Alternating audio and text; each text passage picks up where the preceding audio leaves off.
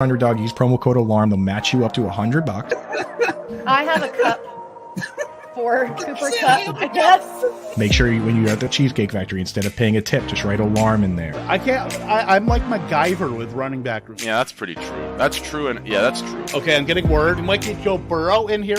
Hey, Joe! No, I'm not drafting anyone at all. I'm not going to, so quit asking. I've got information, man.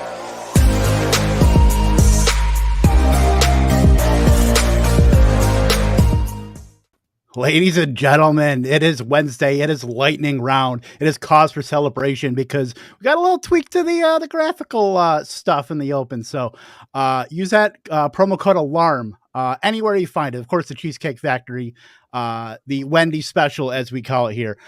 Andrew Cooper, Britt Flinn, and of course, Mr. Howard Bender joining us tonight, the original tight end guru. Howard, my friend, how are you? I'm doing very, very well. I'm so happy to be here. I've been waiting.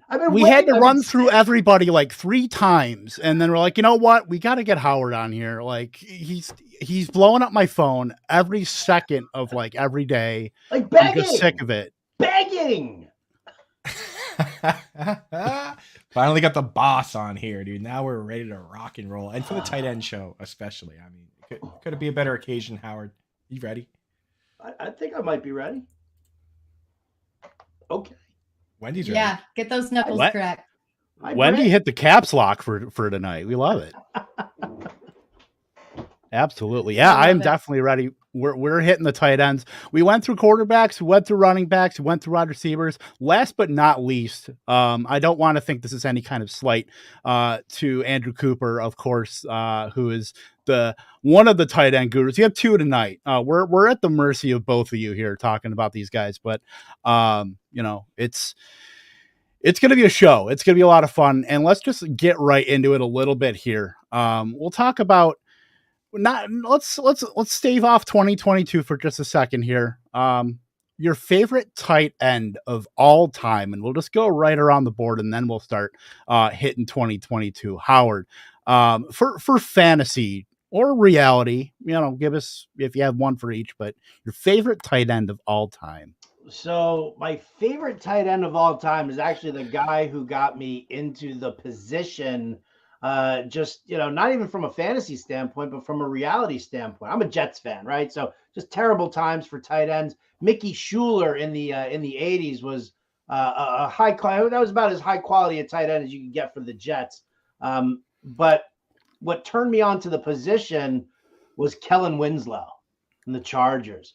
That epic game in Miami. I was 11 years old, right? And I'm like sitting there watching them carry this dude off the field the dude, he blocked the field goal. He had over 160 receiving, like 13 catches, 14 catches that game, scored a touchdown. I mean, to see a guy like that lay it all out there and just leave it out on the field, exhausted at the end, exhausted. He can't even walk under his own power. I was like, that's badass. So I'm in on that. Kellen Winslow. Really just, that was phenomenal performance. Dude, so I knew about that game, but I didn't know that he blocked a field goal in that game too. Like, right? What? They played special teams too back in those days. Well, I mean, old school Bill Belichick had Gronk playing special teams and he broke his arm doing it. So maybe that's why modern times, most modern coaches, I know Belichick's like an old school Navy, Triple H back set type guy, but most modern guys don't want to risk that. For me, I have a different one, a real life one versus fantasy. In fantasy football, my favorite all the time isn't even a tight end. Marquise Colston. The year that he was incorrectly labeled a tight end, and Thank you, Yahoo. Oh my! I have a Marquise Colston jersey from that season because I won my big league, and everyone was so pissed. I was like, I'm getting this. I'm wearing to the draft next year. My real life favorite though is, Howard's a Jets fan. I got all the Patriots stuff behind me. My favorite is Ben Coates, baby. Like when I was a kid and I first started getting into football, there was no fantasy football for me then. I was, like 6, 7, 8 or whatever. But, Drew Bledsoe to Ben Coates, back when they wore like the ugly jerseys and the striped jerseys and all those, like that was the start of fantasy football for me. And Ben Coates is a mega star in my mind, so one of the very first tight ends that I like, and I have Ben Coates jersey too. So Britt, what do you think? So I know that we don't have a Cowboys counter here like we do on Fantasy Alarm on Sirius XM, but I have to bring up one of my favorite Cowboy tight ends ever. And no, it's not Jason Witten. It's actually Jay Novacek. Because you kind of watched what Jay Novacek did with the Cardinals. And then when he finally went over to the Cowboys, he had this big personality. He would wear these giant, like 10-gallon Texas hats everywhere. Like he was the epitome of a Cowboy on and off the field. And he was just so clutch in so many great situations. Like he was Troy Aikman's third down security blanket and did so much during those early to mid 90s runs, which is, I'm sentimental. That's when I remember first starting watching football with my dad and getting into football. And so Jay Novacek is my guy. See, I'm more of a wide receiver guy, but I mean the tight end position has always been very near and dear as far as fantasy goes. I will say I was, kind of like Coop back in my heyday, trying to find those late round, mid to late round guys. As far as real life, I really, really like Keith Jackson, first with the Eagles and then with the Super Bowl champion Packers in 96, 97. But as far as fantasy goes, my wheelhouse, and Mr. Scampers mentioned it, Wesley Walls for the Carolina Panthers was a big one. Also, big into Marcus Pollard with the Colts. Definitely one of my favorite fantasy tight ends, definitely in the early 2000s into the mid 2000s, because I believe he ended up in Arizona as well when I believe the Colts drafted Dallas Clark. I want to say in 03 or 04, if I have the timeline right. But yeah, those are definitely my two favorite fantasy tight ends. One of my favorites we'll definitely be talking about here tonight as we head into the 2022 tight end class and talk about them for fantasy here. So let's just get right into it. Actually, before we get into it, if you are drafting on Underdog, make sure you are using promo code ALARM. You will get up to a $100 match on your initial deposit. Best Ball Mania 3 is going on right now. There's going to be a lot more, tournaments. The puppy draft, I'm sure there'll be another one of those. They just had a Pomeranian draft, a $3 one that opened and closed the same day. The demand is there. People are drafting, so just get your fill. You can do $3, $5, $10 leagues. That just fill, not in any tournament, but just 12-man leagues, 10-man leagues. So get your fill. Like I said, promo code ALARM. Howard, there's a clear 5 tight end tier here. Well, I mean, just the elite tier, I would say, between Kelsey, Andrews, Pitts, Waller, and Kittle, those 5. So out of those 5, and we know they have, certain price ranges. Kelsey's going at the, he can go as high as the mid to late first, sometimes in the second, Andrews second. Pitts is getting some steam too. Waller and Kittle, you can kind of get in the 3rd, 4th round. At cost, at ADP, which one of these tight ends are you targeting? I mean, the way it's been, because I've done like a ton of drafts right now, and I've got shares of all of them, right? And it's just it's kind of where it turns to where I'm at in the draft room, right? If I'm picking in the tail end of the first round, right, I end up with Kelsey a bunch, right? I love taking him. I love the advantage that you do have. I know he's getting a little long in the tooth, and we'll see what happens with the passing attack there in Kansas City with no Tyreek.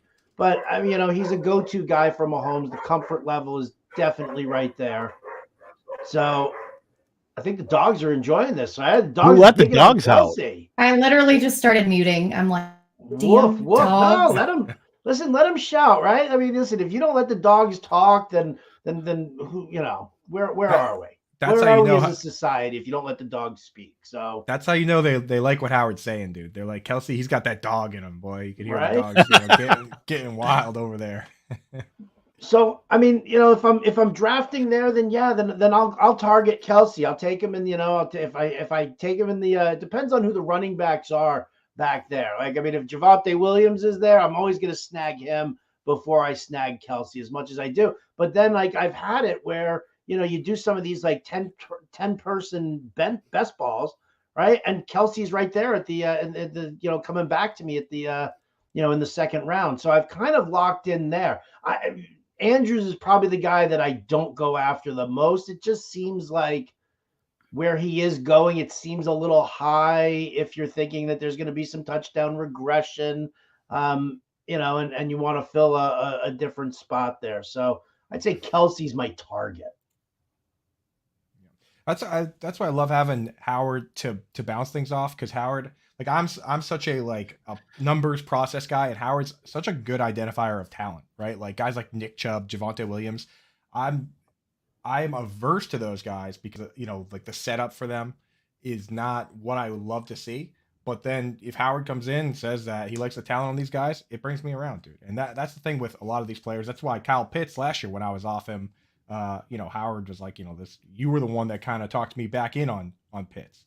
So for me, I'm with you where I take these guys if they fall to me at the right spot. The Pitts this year is the one that I'm taking really at or above ADP, just because I love his situation. I love his talent. And the one knock on him is quarterback play, but we've seen Marcus Mariota with Arthur Smith, with the same quarterback, have Delaney Walker as a top 5 tight end. And this is a guy that didn't break out till he was like 30 in this league, right? Like he was a blocking tight end for a long time, and he comes over, and in this system, he can be a top 5 player. So with Kyle Pitts playing the way he is, being deployed at wide receiver for 70% of his routes, now has Drake London to take the heat off him a little bit. No Calvin Ridley there. I don't see why this guy wouldn't be super safe.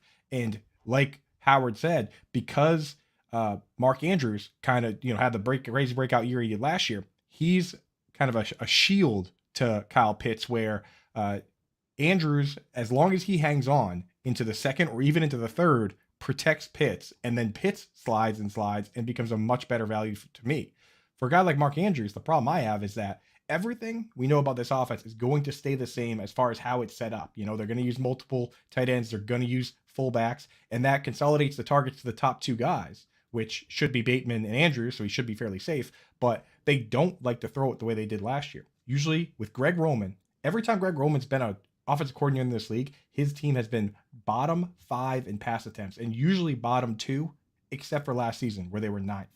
They lost J.K. Dobbins, they lost Gus Edwards. It's just not what they want to do, right? So even if they go from 9th to 15th or 20th, which would still be way above what they usually do, that's going to hurt Mark Andrews. He's not going to produce the way he did last year. That's why, if I'm going to go for somebody in that group at their ADP, I'll go for Mark Andrews, but I'm honestly willing to take any of these guys at the right price with the number of drafts that we end up doing.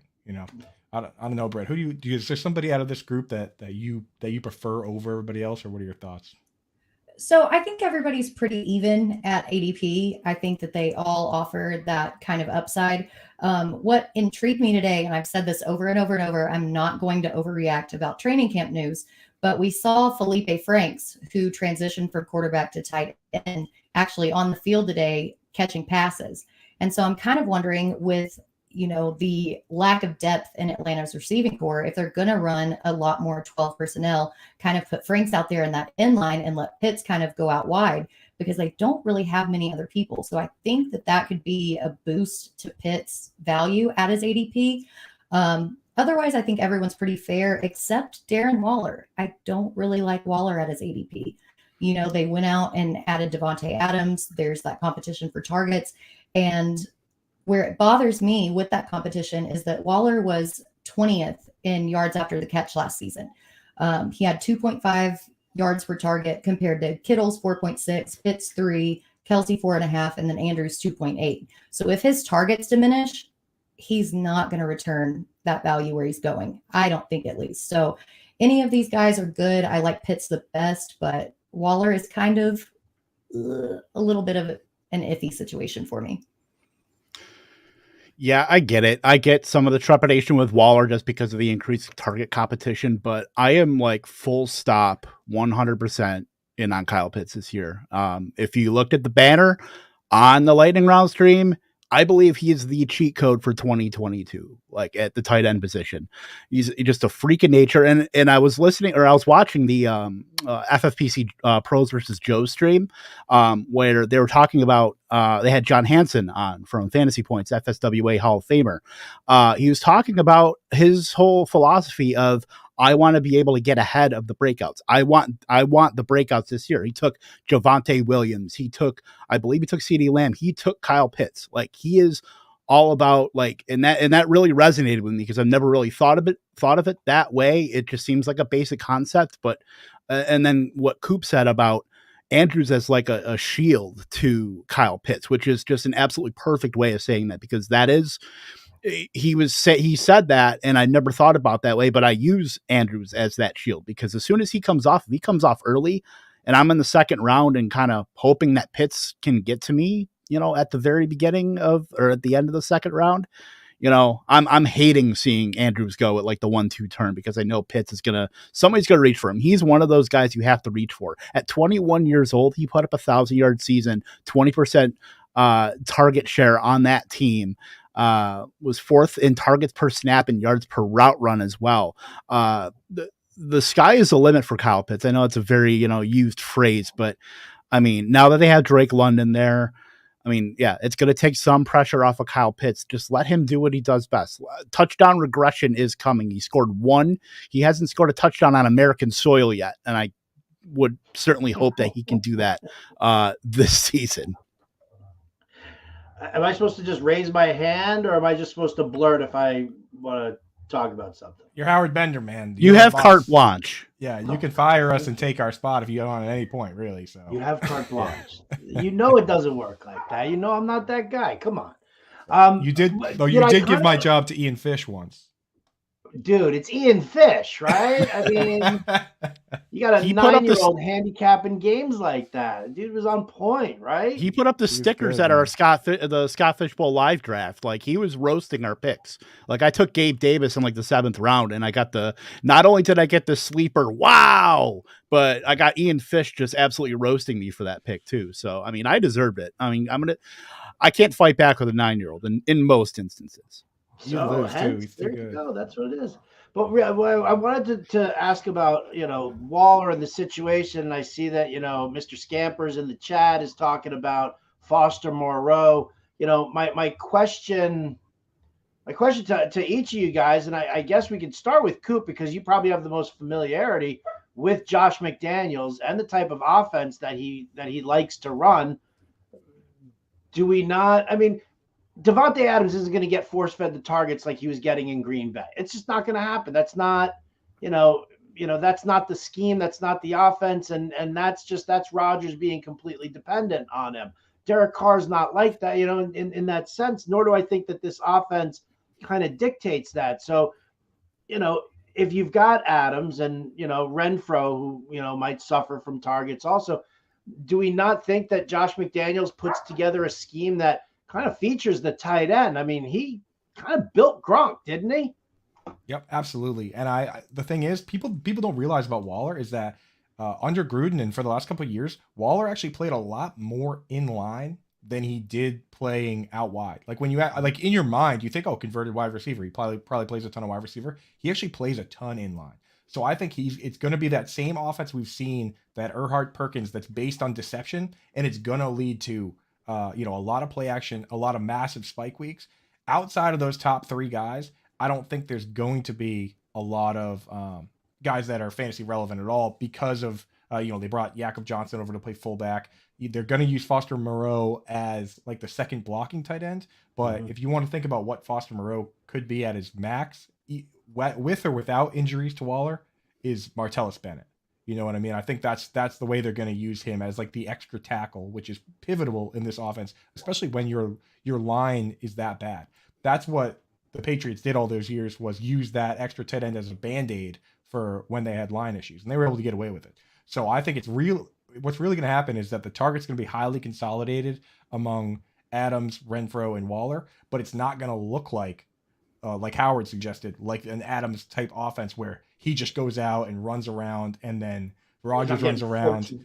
14 targets a game. Playground ball. Yeah, but you're going to be surprised. I think people are going to be surprised at how wide open these guys are getting, because that offense is set up where they use the running down back and they don't throw him the ball, and they hit you with play action, and then they bring in the passing down back, and then once you think it's a pass, they hit you with draws and screens and all sorts of weird things. It's all about trying to trick you into thinking something. So I think it's going to be interesting from week to week. I like all these guys more in best ball because of that, because it becomes unpredictable.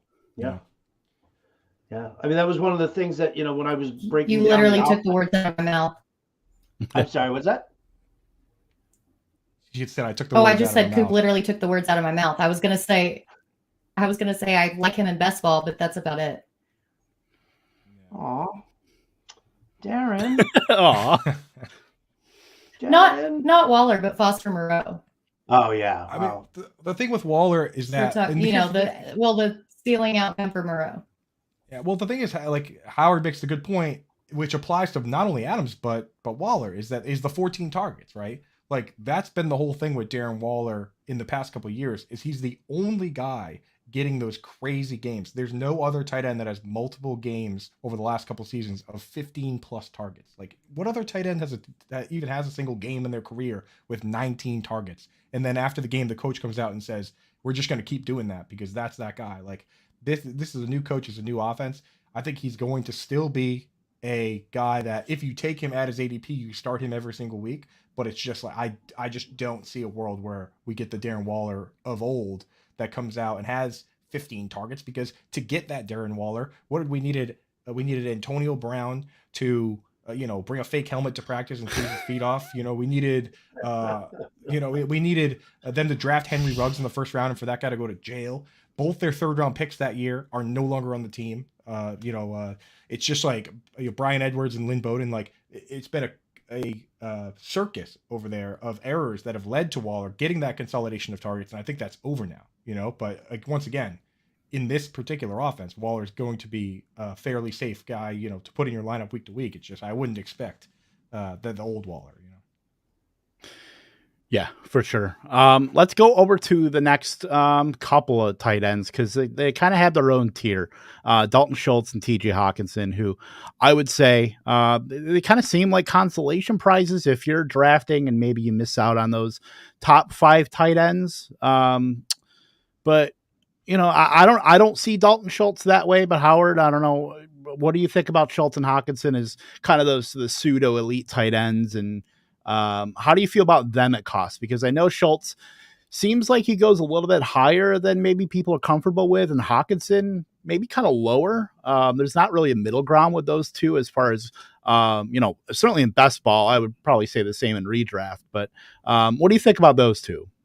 Those are two guys that I just don't have interest in. Like at their ADP, I'm building my team in different ways. What I've been doing is if I don't get one of those top 5 tight ends, then I just I jump ship from the position for a little while instead of fishing in the middle, the middle area of the Hawkinsons or the or the Dalton Schultzes. I go all the way down. I go deeper, and we'll talk about those obviously in a little bit. But if I had to choose one over the other, I would take Schultz over Hawkinson. I think Hawkinson is incredibly overrated. And you're talking about a team that just brought in, they've got Amon-Ra St. Brown, who's already there, but they bring in DJ Chark, and then they've also they draft Jamison Williams. So the offense is looking like they want to go to the receivers. They never really seem to go to TJ Hawkinson like enough, right? I mean,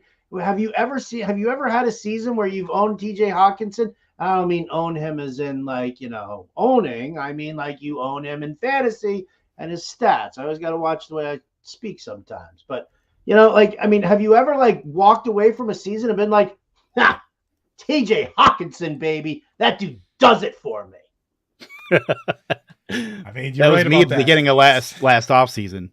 Yeah, it is a. But in his defense, it's only been a couple of seasons. But you're right, Howard. It's even when he's been healthy, and even when he was leading the team in targets last year, you didn't really get the warm and fuzzies from having him. It never felt like it did. Owning Waller or owning somebody like that, where it's just they just win you games. You know what I mean? Like he gets you by, but he doesn't quite win you games. And to be honest, Dalton Schultz kind of feels like that as well. And when you watch him play, he's one of those dudes that it's not impressive the way he does it, and the numbers back it up. Only 4 of all 108 targets, whatever he got, only 14 catches versus man-to-man. He had, according to Pro Football Focus, he had more catches on just completely uncovered plays than he did when somebody was actually covering him, or when the rest were all in zone. It just kind of, he sneaks out. He's one of those guys like Robert Tunyan in the year he had. His biggest attribute seems to be that he's not the focal point of the defense and he sneaks out, So when I look at, anybody that's a fantasy alarm member knows this, but you guys might not. We have one of the best tools we have is the ADP tool we have, because it not only has a composite ADP of a number of sites, but you can see where these guys are going in like high stakes. So we have like Real Time Sports, NFFC, FPC, Yahoo's on there. Howard, I think we have Underdog on there too now, right? Like just yeah, it's on there. Yeah. So it's like you can see the ADPs for these guys across the board and see where they're all at. And you can see that the first 5 guys go in the top 50 picks. And then these two are on an island of their own at 62 and 73. Like Howard said, I'm just not typically drafting them unless they slide like crazy, And there was a comment in the chat I saw, somebody saying Goddard over both, right? I think it was Toronto Dave. Yeah, there it is. Goddard over both.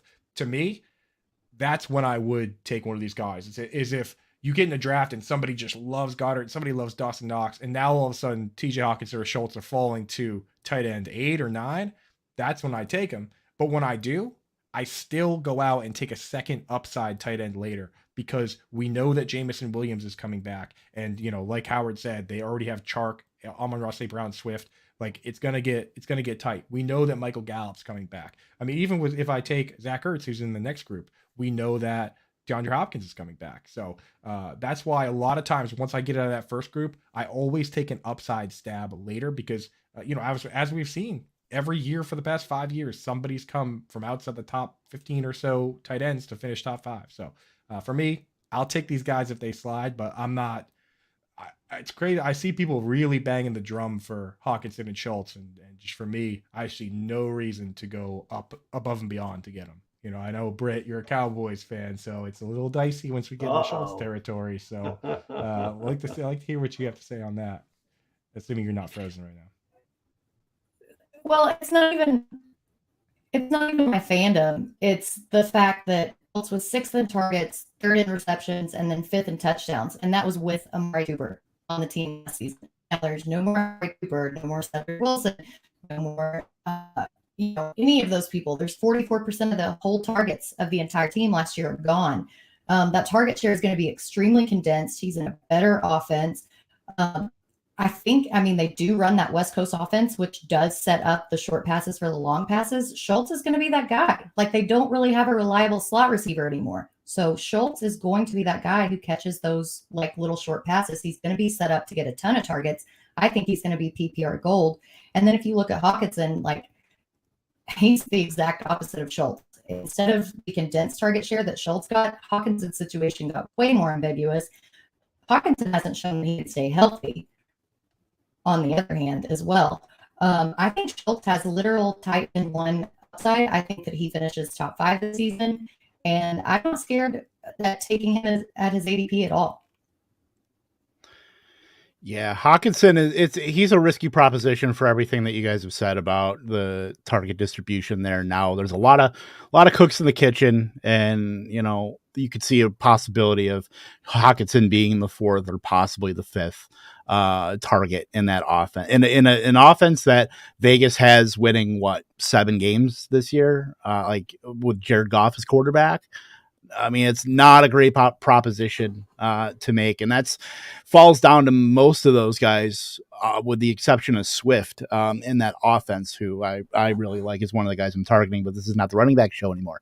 Dalton Schultz, however, just because of we don't have a timeline on Gallup, and like guys of Dr. Edwin Porras of Fantasy Points have come out and said, Gallup's timetable realistically is bleeding into like October and possibly November. So it's very interesting to see, Dalton Schultz, he could be that top 2 target on that team with Lamb. We all expect Lamb to make that big leap now that he doesn't have that competition. He's going to be on the field for 90% at least of routes. So that's really going to open that up for Dalton Schultz to be that featured second option in that offense. Like, unless Jalen Tolbert just comes out and sets the world on fire, or we get, just blow up James Washington or something, I can't really see it. I mean, Dallas is going to be throwing the ball 650 times this year. So, I mean, Now, if he can carve out a 18 to 20% target share, which is I would say that's certainly possible. I think they now know what they really have in Dalton Schultz is a guy that can help carry that offense. I mean, they traded Amari Cooper. They went out and got a day 2, day 3 wide receiver, but I wouldn't say they really replaced him with guys that are that threatening to the target share outside of Lamb. So that's why I'm in on Dalton Schultz, and he can get a bit pricey. But Hawkinson is a guy that's kind of like that break glass in case of emergency, where if he's there and he's falling, which he does do in drafts, I'm fine with him, but I know what he can do. But to me, he seems kind of like that Hunter Henry with the Chargers, where he has the upside. He's in a good offense that's going to throw the ball, but there's just not ceiling there. And I think that's what we're kind of starting to see now with Hawkinson. We expected that kind of Kelsey-like ceiling, and I just don't know if it's in the cards unless there's just a dramatic offensive shift in that offense of the Lions. Hawkinson sucks. Sorry, I just want to give my professional opinion there for a second. He's trash. It's a wasted draft pick. I love it. That's awesome. Clip it. Clip that. I could get that kind of production in the 13th round. Well, we'll talk about that, certainly. Let's talk about some of the other later tight ends here, because we've got the next group, which you can kind of say they are the tight end dead zone, if that could be a thing, with Dallas Goddard, Zach Ertz, Dawson Knox, Pat Freiermuth, Mike Gesicki. Out of those tight ends, we'll kind of switch it up here. Still go to Howard first, though. Which of these tight ends between Goddard, Ertz, Knox, Freiermuth, Gesicki is primed to disappoint fantasy managers this year? I think the easy choice is Knox. I kind of felt like he was kind of playing really, kind of over what really he should have been doing last year. But I'm not 100% sure, especially now. I mean, you've got, Diggs and Davis on the outside. You've got a decent slot guy, but I still think that Knox gets to work. I think I'm most worried about Freiermuth, right? I mean, are we not concerned that this big clunky tight end doesn't fit into all the motion that Matt Canada finally gets to do now that now that Big Ben is no longer under center? I mean, listen, I'm not a Trubisky guy by any stretch of the imagination, but the dude's still mobile, right? Like he can run the RPO a lot better than Big Ben could ever even think about doing it. And so I kind of worry with the condition of the offensive line in Pittsburgh, which still just looks like hot trash. I worry that they're going to just kind of tether Freiermuth to the line and just have him block for the most part, because I think this offense just kind of moves a little fast for Freiermuth and what he's really capable of. Yep, and that's why I tweeted out the other day that Howard does this. One of my most referenced series is, and I'm not just saying this because you're on the show, Howard, because I have said it on Twitter a week ago.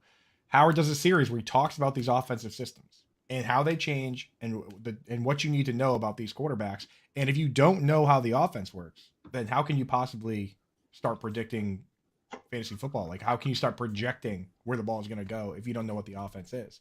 And the big thing for me with Freiermuth is that people don't realize that Big Ben was perfect for Freiermuth. And when you look at the stats, which I put a bunch of them in the article, Big Ben was releasing the ball faster than any other quarterback in the league, 2.26 seconds to release the ball. That's faster than Tom Brady, and Tom Brady is the king of getting away with intentional grounding, right? Like, we all know it. He just throws the ball right at the guy's feet, and the refs are like, oh, Tom, like, that's intentional grounding, But, like, anyway, he gets the ball up quick. Freiermuth had the third best catchable target rate of any tight end, and that's because Big Ben, despite having a noodle arm, can still throw short zingers to you. He was putting it in his hands in the end zone. Freiermuth dropped a game winner 1 week, but, and 121.6 passer rating when targeting Freiermuth. Like, do you think one of these guys is going to come in their first year in the system, either Kenny Pickett as a rookie or Mitch Trubisky, who's already washed out of a team? You think they're going to come in and have a 121 passer rating throwing to any player on this team? I don't think so. So I think conditions now have gotten worse for Freiermuth, and he's not even the guy of this group that I like the least. the guy I like the least in this crew. Nice. How about That whole that? diatribe. What How a about- segue. How about that? Leading boys? us on. How about Right? that, boys? How to 'Cause bury the lead by yeah, Andrew Cooper. because dude, Mike Gesicki getting dunked on this one, right? I mean, Howard, bro, dude. When I brought up Gesicki, it was I you having the show the day that they showed that Tua deep ball that Tyreek Hill's waiting under it, like look checking his watch, on some planet, Tua as the QB 18 off the board is going to make Tyreek Hill the wide receiver 9 and Jalen Waddle the wide receiver 14, and then Mike Gesicki still going to be a top 10 tight end. On no planet does that happen, and I'm not projecting Mike Gesicki to get more targets than Tyreek Hill or Jalen Waddle, not even if there's a fire, and neither are you. So why are you drafting Mike Gesicki in your leagues? You're outside of your mind. You know what I mean? Expired. I was one of the biggest Gesicki proponents. I was one of the biggest Gesicki proponents like a couple years ago, man. But oh man, Chan Gailey's not walking through that door, ladies and gentlemen. Like the Mike Gesicki, you got to wait for him to get out from the franchise tag for him to be good again. So just fade the whole bunch. Crying. Goddard, throw him in there too. I don't know, Britt, who do you like? Who do you like least of this crew? Do we need to take a pause? Like this is. We need to We've take got a an 5, ant a little problem. intermission for everybody to. Oh my god. So, that was amazing. That was so between. Just seeing Howard almost lose his shit was probably the funniest thing ever. Almost? I know that we've I'm being PC, man. Let's meditate for a second. In and then out. Are we good? All right. So between all these guys, it was between Freiermuth and Gesicki for me. I think that maybe McDaniel kind of gets Gesicki involved in sort of the Kittle role. So that's what tipped it to Freiermuth for me. Last year, he was number 1 in red zone targets and number 6 in touchdowns. Coop, you mentioned Ben's accuracy rating when targeting him. You compare that to Trubisky's accuracy rating in his last year as a starter. He was 31st in the league in accuracy. I don't really think that Matt Canada is going to risk a touchdown by having Trubisky throw that. He's going to run an RPO. He's going to run like Najee Harris into the ground. I really don't think that Freiermuth is going to get these red zone targets, and he's set up for all of this touchdown regression.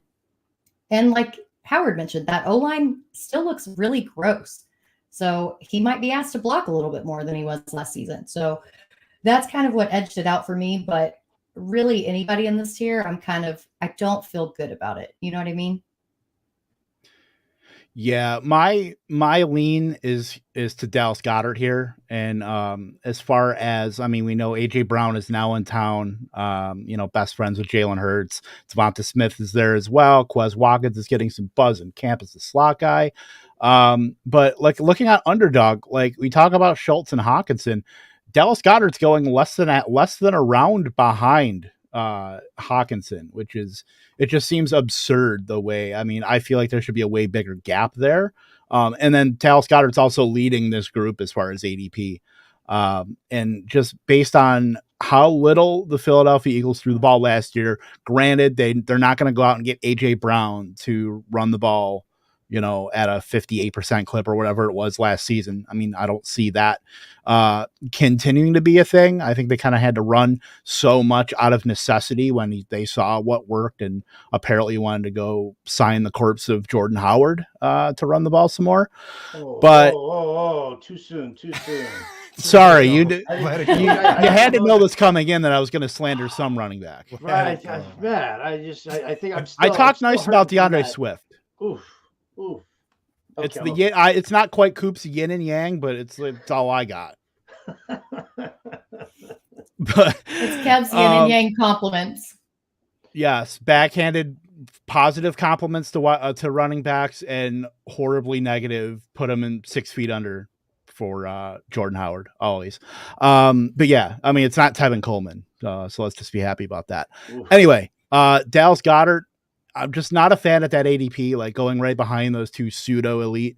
Say what you want about Hawkinson, Howard, but just I just don't see. I think it's very, very rich at wide receiver 9, and he's one of the best blocking tight ends. Like since 2018, he's been like the second best blocker per grade by PFF, right behind George Kittle. I mean, that's what Goddard's pretty much known for. And then he finally got a window of opportunity with Zach Ertz getting traded to Arizona. He was fine. He wasn't great, but he was fine. And now he gets AJ Brown to contend with. Like, I want no part of that, especially if I'm in a redraft league where I have to choose to start a tight end every week. Like, I just do not know what kind of thought process would have to enter my mind to start Dallas Goddard on purpose in a league. Yeah, that's the real scary thing, is that because in best ball and something like the Scott Fish Bowl is 10 in premium, you can make arguments for all these guys. But when it becomes a normal 10 or 12 team league where you start one tight end, if your guy doesn't have top 5 upside, then you mathematically have one of the worst starting tight ends in your league. And it's just like like Howard pointed out with Knox, some of these guys, I just don't trust them from week to week. So it's just that whole group. Why would I spend up on a guy I don't think can be top 5? So let's get to this next group, because there's some guys in here I like way better than that whole group, than that entire group. Well, before we do, before we get into the late group here, let's just talk about, because you talked about drafting when to draft one tight end, when to draft 2. So Coop has a great, the Yin Yang article. Go check that out on Fantasy Alarm, of course. Howard, I'll pose this to you as far as, it's a controversial topic. Some people say you should only draft one tight end, and that can be the case for if you're going to draft a Kelsey or an Andrews or Pitts or whatever the case may be. But once you start getting into these, and Coop said it with Dalton Schultz, he wants to draft a second tight end with him to kind of, flatten that out a bit. So, I mean, is that kind of your line of thinking too, where you're going to draft a second tight end if you miss out on that maybe top 6, top 7 group? If I miss out on the top 5 group, I'm gonna, I'm gonna probably go, because what I do is I work down, and we're gonna talk about these guys, but I'll leave if I don't get that top 5 guy. I will take a tight end late, and then grab a second tight end who I do think has some upside to him, because listen, at that point there, it's not costing me anything to take one of these guys, right? And if I can get 500 to 600 yards and maybe half a dozen touchdowns, I'd be, ridiculously psyched to have that, knowing that was like my 13th round, my 14th round pick. So, I'll definitely take the second tight end and play the matchups. I feel like, I know matchups well enough in the NFL to kind of pick and choose which tight end has the better matchup. And I'll do it that way. Right. That's when I'll take a second tight end. Because because I won't even touch the middle. I won't touch the middle. 7 through like 12 or 13 in the rankings, I probably won't own any of them this year. Yeah, and I'm all for that. And I think that, I don't want to name drop any other sites, but there's a site that rhymes with Smanasy Smos, where basically it's a big contest where everybody tries to guess which tight end gets drafted tight end 10 and finishes tight end 10. And that's what I think pushes this whole market of having tight ends 7 through 10 on a list that are just the most boring possible picks you could take. And it's not helping anybody win their league. Everybody in that contest, you shake hands and pat yourself on the back because you said a guy would be tight end 11 and he finishes tight end 12, and the formula gives you a bunch of points for that. Like, that's not helping you in your fantasy league. So that's my concern with that particular thing that's pushing rankings throughout the entire industry. So for me, I like Howard said, I'll wait and take somebody I think is remotely safe, and then I'll shoot for the moon. And if I don't hit on that guy, I'll drop him week 1 and I'll get the next guy. I put my rankings out there so everyone can follow me if they want. We were on Logan Thomas, all these guys. So, that's how we found, like, and same thing with quarterback. Like, think about Mark Andrews, tight end 15, Patrick Mahomes, quarterback 15. You weren't drafting them as your starting quarterback or tight end, but if you didn't draft them as a second tight end or second quarterback, then you didn't get a chance at that upside, and you were just like every other jamoke out there trying to throw $71 fab, hoping that the other guy threw 70. Like, it's such a ridiculous gamble when you could just take 2. If you fill your lineup taking 9 wide receivers before you take your first tight end, you don't need to fill your bench with 6 wide receivers. It's okay to take a second tight end. Yeah. Yeah, I don't really have a philosophy like that's set. Oh, sorry. I don't have go a ahead, philosophy Britt. that's set on that, but I think that, if you can do bully then and somebody, guys falls, then you can play a bully end situation. Or, if you've got one and then you want to fill out somebody else. I'm more like a best available player, but I don't want to subscribe to either doing one or the other. I kind of just always want to see how the board falls and where I can get the most value out of people. Yeah, and I'll put up Wendy's comment here. In a standard league, if you get a top 5 tight end, you only draft one. I mean, that I subscribe to that just because if you're drafting that top 5 tight end, you're making the bet that guy is going to be in your lineup every single week minus the bye week. Yep. Like that. Why muddy up? Why take a bullet out of the chamber to, draft maybe the next Justin Jefferson in the double-digit rounds, or Brandon Ayuk, or Jalen Waddle, even or Michael Pittman? These guys, these wide receivers that could be, league winner type guys, but you're gonna take a Travis Kelce and then come back to draft a Hunter Henry, Dallas Goddard, last year. If I'm drafting Kelce, in best ball, it's one thing because you have to kind of get another guy at the onesie positions, and that's where you can draft someone super, super late. But in a managed league, there's going to be guys out there. Guys pop up all the time. I mean, we see you can get usable weeks out of guys like last year, Tyler Conklin, Ricky Seals-Jones, guys like that are just littered on the waiver wire. Like there's usually at least startable options in an emergency or in a bye week. I mean, obviously you're not going to be dropping the top 5 guys, so you have to pick somebody up. But those guys are out there. So yeah, if you have, the late stage, tight ends that we'll talk about here in a second, or you draft that Goddard, Ertz, Knox, Freiermuth, Gesicki, yeah, you want to pair them up just to kind of cover yourself. I think it's really good strategy in that league, and that's where it's going to make sense with roster construction and allocation of making sure that you have your, call it a onesie position, just because, it's going to score less than the running backs and wide receivers typically, but you still want to make sure that you're getting, usable weeks out of those guys. Just to tack on, Kev absolutely said it best there, where if you use the capital early, you don't need to use your bench, right? And it's kind of same thing with running back. If you use if you draft 4 running backs in your first 6 picks, you don't need to fill your bench with running backs, right? Yep. And but if you go 0 RB, then you do need to fill your bench with running backs. You're filling in for the weak positions. And I can't believe these words are about to come out of my mouth because it's incredibly stupid, but you need to think about it as 0 tight end. If you load up everywhere else and go 0 tight end, then load up at tight end. And by load up, I mean take 2 of them, but it's the same. It should be like that for every position. Whatever you lean into early, be it quarterback, tight end, wide receiver, running back, lean into the other positions with your bench. That's what your bench is for. To kind of add on to that, and this is just like a basic fantasy roster construction type thing when you're sitting there in your draft room, right? You want to draft so that you don't want to have to make lineup decisions every week, right? You don't want to sit there and say, which QB should I do? It always kills me when somebody drafts Patrick Mahomes, and then all of a sudden they they turn around and they draft Trey Lance or somebody somebody hype like that.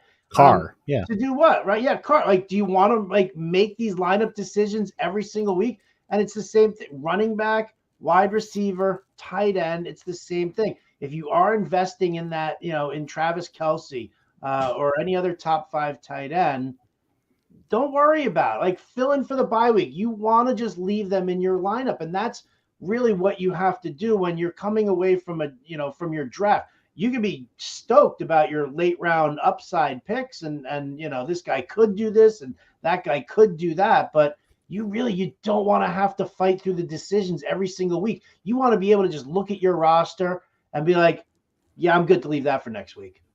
Yeah, and folks, that's coming from the person who may have answered the most start-sit questions in the entire history of this industry. I mean, you Mr. Sunday Morning, Howard. Is that not? the case, brother. So yeah, you like Howard's doing a little self-preservation with that advice right there, dude. Because, Fantasy Alarm members know we do our best, man. But if you set yourself up with Joe Burrow versus Justin Herbert every week, it's gonna be a nightmare for all of us. Why would you do that to yourself? Give him some time to have a coffee in the morning or something. Damn. He's got no time. He's got no time in the morning these days because he just hits a ridiculous baseball parlay every week, and he can't escape that. Can't escape that NBC show or what he's got going on. Oh my! Well, the last point are canceled, bro. Yeah. The last point I'll make is just that you need to when you're drafting these top tight ends, draft like you're right. Have a conviction that when you draft Kyle Pitts, you're like, Kyle Pitts is going to be tight end 1. He's going to redefine the position. He has that ability. Draft like you're right. Travis Kelce, I don't care if he's 32 years old. He's getting passes from Patrick Mahomes and Tyreek Hill is gone. Draft like you're right. Have some conviction. Mark Andrews. Okay, they got rid of Marquise Brown. It's going to be a super condensed target tree in Baltimore, and I think Mark Andrews is still going to be a stud and catch a lot of touchdowns, catch a lot of passes from Lamar Jackson. Perfect. That's the roster construction is as important as the players you select. Amen. Yeah, let's talk about some of the later tight ends then, because we talked about the elite guys, we talked about the pseudo elite, we talked about the absolutely terrible TJ Hawkinson, of course. In that tight end, the tight end 2 range after those top 12 guys are gone. Coop is just he's got his hands, he's ready to get in deep, get his hands dirty. Cole, I'll just list some tight ends. I mean, anybody up to the top 12, we're looking at the Cole Komets of the world, the Hunter Henrys, the Hen Houses, we like to say, Noah Fant, Robert Tunyan, Albert O. I'm not going to try to pronounce his name. Evan Ingram, the Coop favorite, of course. So Howard, who do you find yourself drafting the most? If you are, if you grab one of the guys outside of the top 5, or you're stockpiling a group of these tight ends to maybe just kind of collect them and kind of find lightning in a bottle between at least hopefully one of them. Who are you drafting? Who is your conviction on in this tight end 2 range? When I go through this range here and I'm drafting out of this pool, I want to take 2 out of 3 guys. I want to take Hunter Henry. Right? I just, the scheme just, Belichick isn't going to shake stuff up too badly with McDaniels not there, right? I mean, I think we're pretty safe to say that Hunter Henry is going to remain a good, solid red zone target. He's going to get the work. I like him. Gerald Everett. I think, listen, he's behind Keenan Allen. He's behind Mike Williams. He's probably got a little bit, and there's Josh Palmer there too. He's probably got a little bit of a cap. But Jared Cook in this system, had 600 yards and 6 touchdowns. The way that this scheme just dictated. And it was kind of funny too, because it was almost a duplicate, almost a complete duplicate season for Cook going for, he did that for the Saints the season before when he was working in Joe Lombardi's system. So I like Everett there, but the guy who I'm kind of just, sneaking in there and taking on is big Irv Smith from Minnesota. You got Kevin O'Connell in there as the new, the new coach. The offensive coordinator comes from the whole system there as well. They're going to be crazy pass heavy. We're going to see a lot of 3 wide receiver sets with releasing the tight end as a target. I think he's going to be almost like when Higbee had that first breakout, right? And I didn't think that he was going to sustain it, but when Higbee had that first breakout, I kind of feel like Irv Smith could be in that range. So I would take a guy like Everett and, or Henry, because I feel like they've got a pretty safe floor for the season. And then Irv Smith is my upside guy. If you want to talk about, the dynamic tier rankings that we're doing over at Fantasy Alarm, I think 2 of those 3, and I'm good for the rest of the season. I don't even have to worry about it unless there's an injury. Yep. And I think that's the way that the whole dynamic tier, yin yang, call it what you want. That's how the system works. Gerald Everett, the reason you don't just take Gerald Everett, like Howard said, is because, he needs probably a couple injuries to be that tight end 2 overall. You know what I mean? Because they have the target hogs there. Like Eckler's always going to be a drain on the passing game with the targets and stuff. But you know that you can put him in there and he's going to be the tight end 1 and give you a shot, right? Like he doesn't have the insane basement level floor that a guy like Evan Ingram has. Like I love Evan Ingram. Anyone that's watched the show even one time has heard me say that name. I say it every single time. You know what I mean? Just like I say every single episode I say, whenever you go to any website, be it Prize Picks, Underdog, Yahoo, plug in Yahoo. I mean, plug in Alarm. Just see if it works. Like that's been our whole joke about like go to Cheesecake Factory, say Alarm. It might work. We have deals with so many places in this industry that before you go and deposit money on the website, just type Alarm in there. It probably works. You know what I mean? I think probably email me the word Alarm and you end up with like a free t-shirt. Yeah, email Howard Alarm. I mean, we'll take care of you. You know what I mean? Like that. I've been trying to do that for the last year or so. Nothing. My headset must have kicked out. That last comment. It's for members only, Kevin. So yeah, so that's that's it. I've been saying it like a broken record. The thing is, I understand that Evan Ingram has a crazy low floor. Like he might not be a top 4 target on the team. There's an outside chance that Dan Arnold, beats him out. You know what I mean? It's like, so you can't just take him. Even I'm not that crazy. You know what I mean? We're taking him because he could be the top target on the team. Cole Comet could easily be a top 2 target. Hunter Henry could be a top 2 target. That's why you go and take somebody like Gerald Everett because his role is defined. You got a safe guy. You take, even a Noah Fant. He's probably the 3rd target of the team, but at least we know he's the starting tight end. And then you have something in your back pocket that's safe. And then with the other pick, you go crazy. You take, like you said, Hunter Henry was a top 2 target on the team last year. He's one of the best tight ends in the league versus man-to-man, which is what makes him so good in the red zone when teams are going 0 lockdown coverage, right? Like he's got all the things you need, and all we need is for Mac Jones to no longer be a rookie quarterback, which this year he's not. So maybe he does take a step forward. On the flip side, maybe they brought in Devante Parker. They got all these other options. Maybe he's not that good. So it's a pairing system. And that's why I like a number of these guys. I would rather draft Cole Komet than any person in the section before, because I don't think Dallas Goddard can get more targets than AJ Brown and Devonta Smith. I don't think Gesicki can get more targets than the other guys. I don't think that pretty across the board. I don't think Pat Freiermuth is going to get more targets than Claypool and Deontay Johnson. I'm pretty confident that Cole Komet's going to get the 2nd most targets on that team. We just don't know if they're going to be good or not. He didn't even score a touchdown last year. So it's a matter of giving yourself exposure to upside for me. So those are the guys I like. I wrote a full article on it, so I don't even know why I'm still talking. Britt, what do you think about this group? Yeah, I think we're all pretty used to it at this point about you getting on a tangent on every single tight end in the category. No, I'm kidding. But yeah, I really like Hunter Henry. Everybody talks about his touchdown regression because last year he was number 2 in touchdowns, but he was also 3rd in average depth of target and 9th in yards per target. Mac Jones obviously is going to take his 2nd-year leap. And then the Patriots also dumped a fullback off their roster. So I'm pretty sure that sets them up to run more or to pass more instead of run more.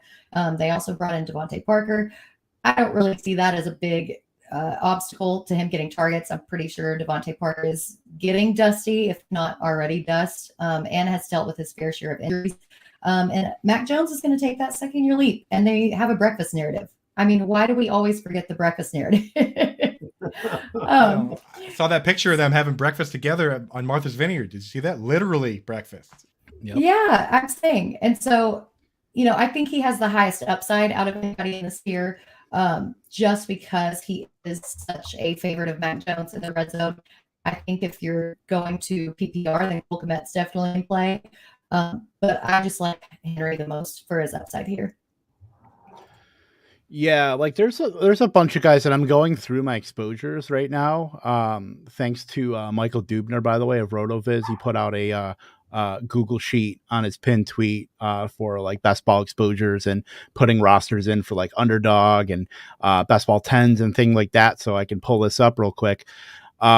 It looks like my highest exposure to tight end in this tier is Gerald Everett. I really, really like Gerald Everett. If he does 60 and 600, he's already paying off his ADP. Right now I don't even know, tight end 17. I mean, you can pay that off in that offense. Absolutely. Something happens to Allen and Williams. I mean, he could be fighting for Josh Palmer for the second target in that offense, getting passes from Justin Herbert.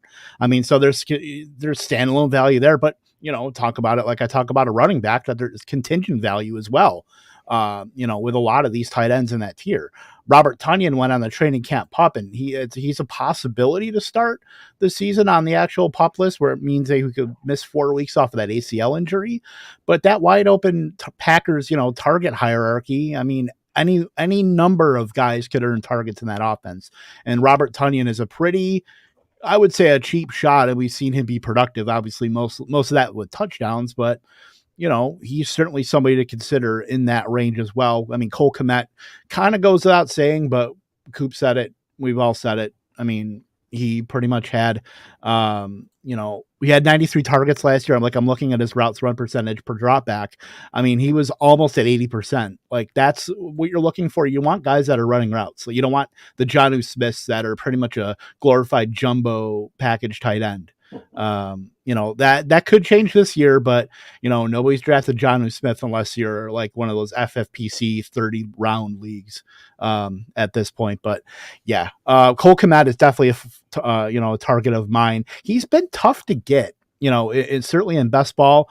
I imagine he'll be a little bit tougher because I think he's got enough buzz on him, that people will kind of snap him up and kind of see that third year, maybe that breakout coming from Cole Komet.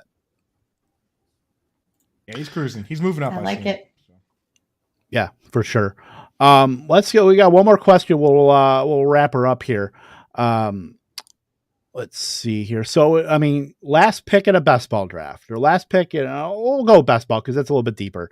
You feel like you need to take one more stab at a tight end. Like, obviously out of this, the Comets and the Everetts, Ingrams, out of that tier, Howard. Outside, maybe the top 20, 24. Who's a tight end that interests you, if you're going to take just a dart throw on a tight end? From half court, Howard. Ready? Not like the Carlton Banks half court. Uzama. Hey, let's go. The hometown hero. Give me a little CJ Uzama, right? I mean, listen, they're running a scheme there that is all too familiar to the tight end, running that seam route, utilizing, a nice big body like Uzama. Sure, he's got the mobility of a refrigerator, but you know what? Hey, so do I. For the tail end of your draft, why not? If that dude becomes like a big ass red zone target for me, I'll take it. He's free, right? It's the last pick. Boom. And dude, he got paid good money, man. He got paid good money, so they're gonna utilize him. And he's a fun guy to root for. I'm not sure how much you guys have seen the clips of that guy, but he seems like a fun dude, right? Like he had the Zach Wilson. Yep. Yes. The man of the year. He just needed the Team Homie Hopper hat to complete that. So for me, from this crew, when we're getting this deep, I'm taking stabs on Brevin Jordan, the second-year tight end for the Texans. With the news, unfortunately John Mechie, the rookie, they just drafted a pretty high pick. He's going to miss the whole season, right? Brandon Cooks is going to lead that team in targets. We're fairly confident. That kind of boils down to Nico Collins or Brevin Jordan really as a second target on that team. I like Nico Collins. I have a lot of best ball teams where at the end of the draft, I just take Nico Collins and Brevin Jordan and just say, okay, especially if I have Davis Mills as a third quarterback or whatever, I just say, you know what, somebody's got to get targets over there. Let me see if I can corner the market on that. Jordan looked pretty good in the red zone last year, had a couple touchdowns. He missed a good chunk of the season with injuries. Jordan Aiken is now gone.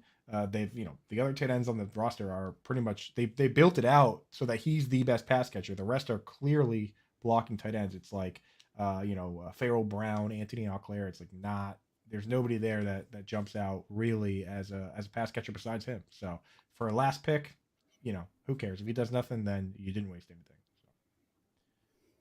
Y'all know I'm going with my sweet, sweet prince, Jelani Woods. Ultimate Frisbee player, Jelani Woods. But I mean, the Colts traded up to get him. They, obviously see a lot in him. We didn't see a lot out of him at Oklahoma State, but then when he went to Virginia, he was a red zone machine. Like, this guy has hands. There's not really a lot of target competition in Indianapolis, aside from Michael Pittman. We don't really know who's going to be that number 2 wide receiver. And then Jelani's playing with Mo Alley Cox and Kylan Granson. So why not have him? And I'm going to try to follow the trend where my very last pick ends up being a breakout. Last year I picked Freiermuth in the very last round of almost every single best ball. This year it's Jelani Woods. Coop, I think muted. you're muted. Moderators, please remove Toronto Dave from the chat. Strip him of all his Cheesecake Factory promo codes. This is a bannable offense. This comment right here. Please, Treason. guards, get him out of my sight. Howard, when you see the logs of the people who use the promo code, if you just see an influx of like PF Chang's after the Cheesecake Factories, it's Toronto Dave. I would assume. Brevin Jordan. Be a big PF Chang's because I personally prefer the Cheesecake Factory. Me too. I know that. What's the Raiders? Mark Davis lives at PF Chang's, doesn't he? Do you ever hear that? That he holds his meetings there. This guy that's worth $1 billion. Gets his haircut. Yeah, he finishes his rice and then they just take the bowl and put it on his head and they take a torch and just blow a torch the hair off. I could probably give him a better haircut with that technique.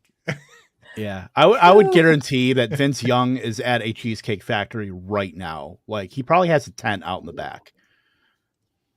But I love going to Cheesecake Factory and not even ordering dinner. Just keep bringing me out different slices of cheesecake, please. That's a power move. Okay, real quick. Promo code alarm. Favorite cheesecake. Round table. Favorite cheesecake. At Cheesecake Factory. Come on, we're trying to lean into it. I need a week to prepare that answer. I know, right?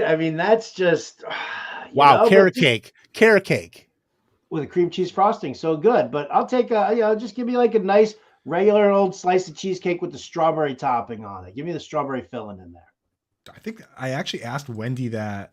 I think Wendy said something very similar when I asked her online. I think she just said the regular cheesecake. And the thing is, the important thing about cheesecake to me is the crust, the graham cracker crust. That's what does it for me, man. You could put anything on the rest of it. I don't really care. Yeah, I don't have a Cheesecake Factory. I've never been to a Cheesecake Factory, so I cannot speak to this. I will defer to you guys. They don't have them down there? Not anywhere near me. They only got Cracker Barrel down there.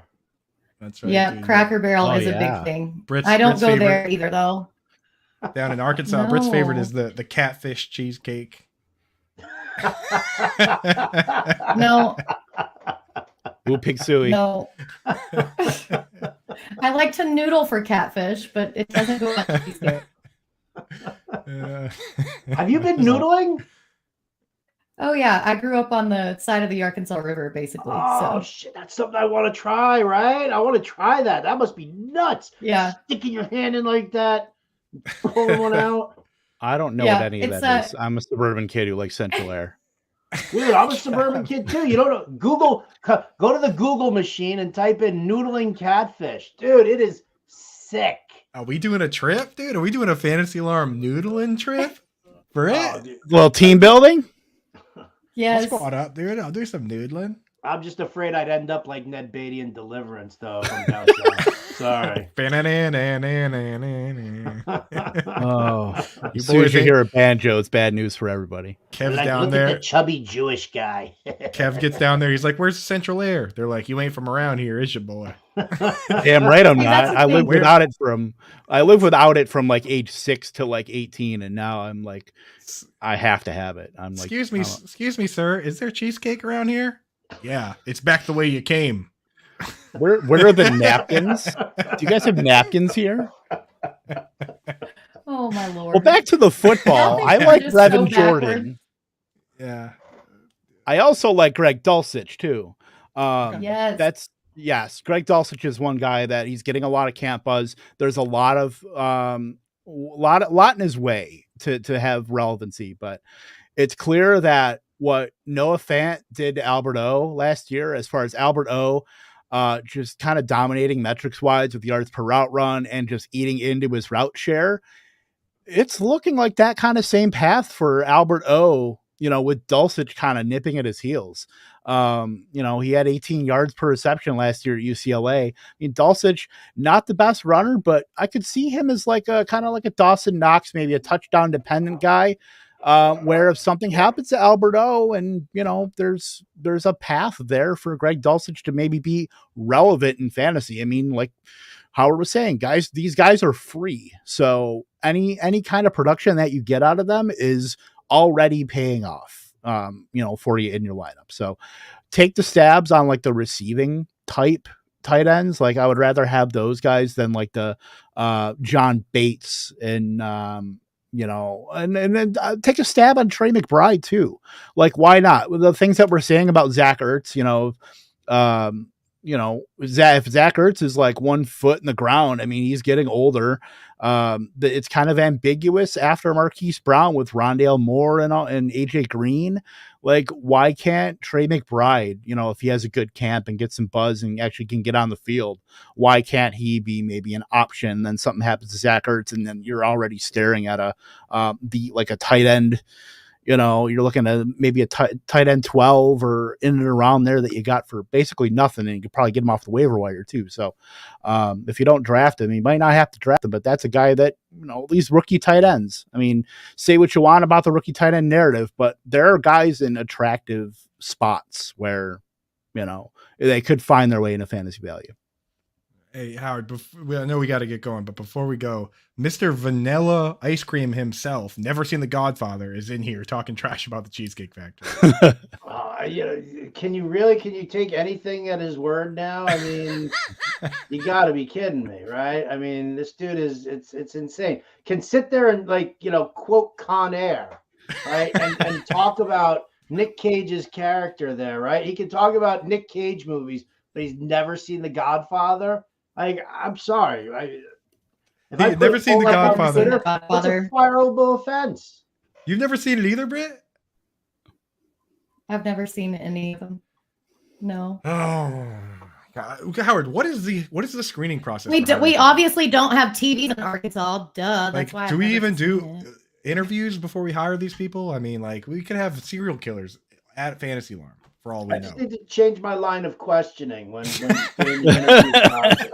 I need to prioritize things like this, right? Yeah. Shuffle some papers and be like, Luca Brasi sleeps with the fishes. What does that mean to you? And if they have no answer to that, you just say, thanks for coming in. I think I hear if you could pick a chain restaurant to eat anywhere, where would it be? Yeah. Red Robin. That's a huge one, Britt. Britt, what do you got? Ruby Tuesdays. They all closed. Pack your shit. No. Yeah. I can hear the chat now. Oh, brother, this guy stinks.